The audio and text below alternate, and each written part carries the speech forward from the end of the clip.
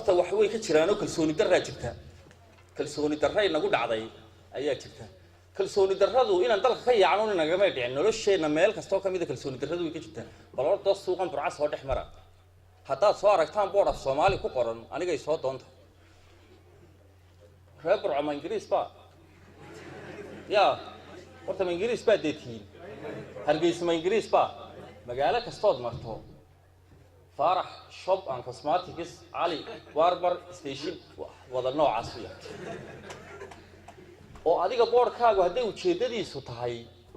إن قف تكان كاغو ونقر توح اللي هو يبينيو مضاد إنجليزي وحكي بينه محاين بور كستاف إنجليزي فقط جناي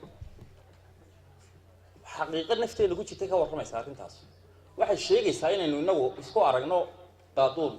حويانا on aflahayn on dhaqan lahayn on waxba lahayn oo waxa dadka kale u fiican yihiin saasay isku aragnaa runta haday isu sheegnay saasay isku aragnaa dad imka Soomaaliland saa u dhex gasho maanta Ingiriiska bay naga hadlay baa lagu oran oo Ingiriis waa naga hadlayso kuwa ugu nagii ya lixdan kii dhaweyd miyaanahay naga baxmarka kulaayeen aan wax badan bay isbedelay waynu burburay marka la burburo kullay hanka ragga dadka isbedelaan waynu hanjabnay markaynu hanjabnay wax alla wixii oo dhan ba macna inoo sameey waayay wax alla waxaynu lahayn oo dhan ba macna inoo sameey waayay afkeenu macna inoo sameyn maayo dhaqankeenu macna inoo sameyn maayo hadduu ay baydamkeeda leeyahay dalkeenu macna inoo sameyn maayo wax alla wixii oo dhan macna inoo sameyn maayaan waxa ragga kala haystaan ba macna inoo wada sameynaya hargeysa marka imka la xayisiinayo waxaan ku arkay maalin dhaweyd aan hargeysa maraya ayaan board ku yaala waxa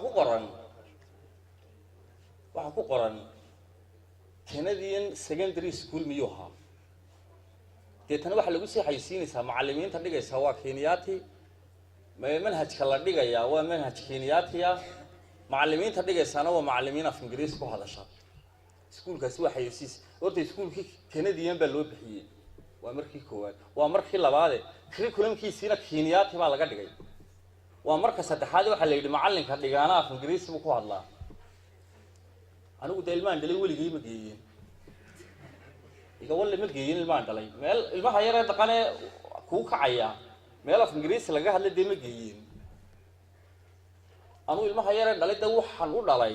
inuu dadkiisa wax tara Soomaali maxay ugu ducaynaa kii dadkiisa iyo diintiisa iyo dalkiisa anfacada Soomaali kii Kenya anfacada inuu dhana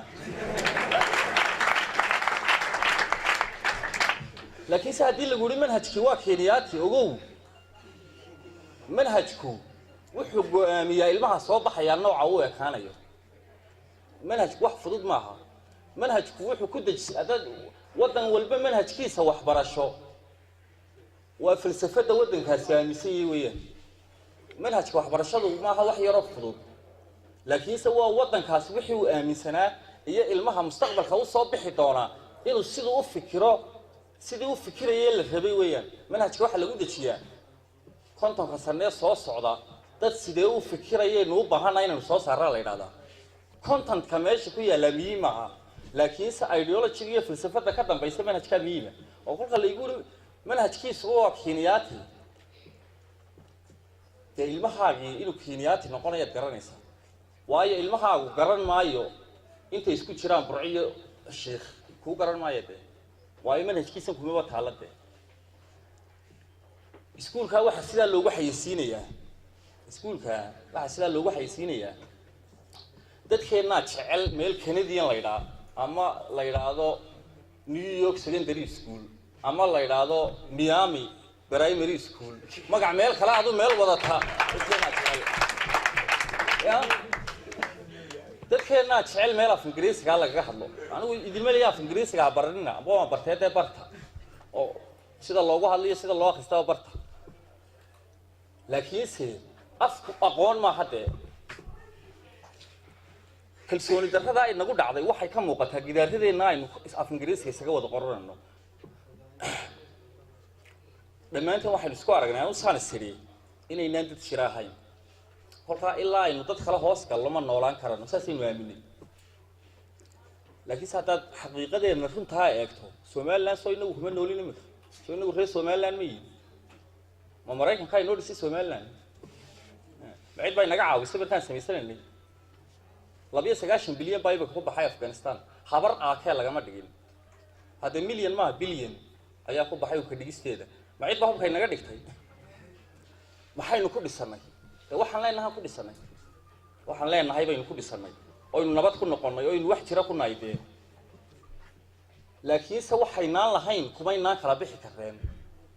waxaynaan inagu lahayn kumaynaan kala bixi kareen waxa dadku kala leeyihiin laguma kala baxo